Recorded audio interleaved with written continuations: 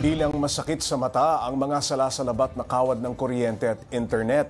Takaw disgrasya rin ito. Kaya naman ang lokal na pamahalaan ng Maynila, kasama ang Meralco, naglunsad na ng programa para maayos yan. Para bigyan ng mukha ang balita, Mobile Journal Denise Valdesancho. Hindi na makita kung saan ang lusot at hindi na matukoy kung ano ba ang gumagana pa. Ang pangit nang tingnan, delikado pa ang nababansagang spaghetti wires sa Maynila. Pag meron pong, kunwari po, may mga sunog, mabilis po siyang makapitan agad ng mga yung may mga jumper po, tapos syempre po hindi po natin naiiwasan yung mga sunog-sunog, ganon. Tapos lalo na po yung mga bahay, dikit-dikit, kasi nga po sa mga jumper. May nakita na ako dyan sa Binondo, yung bumaksak, na sa sobrang bigat, hindi kinaya. Maraming muntik na may magkaroon ng aksidente doon na may masaktan. Kaya para tugunan ng problema, naglabas na ng Executive Order No. 5 si Manila Mayor Isko Moreno Dumagoso. Nakasaad ditong aalisin para i-relocate o kaya ay aayusin at lalagyan ng label ang spaghetti wires.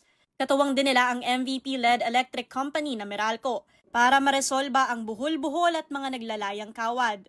Babala rin nila sa service providers. All those telco or any other services na gagamitin,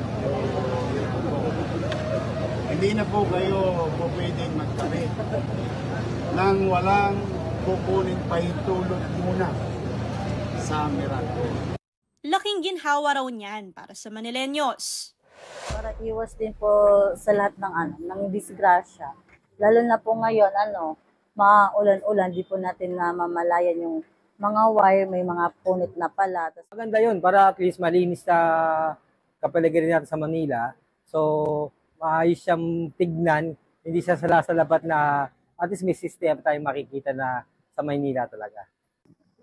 Wanto sa warawang operasyon na yan. Tagal-tagal man, iisa lang ang paroroonan. Ang mas maaliwalas, mas malinis, at mas ligtas na Maynila. Mobile Journal Denise Valdesancho po, hatid ang mukha ng balita.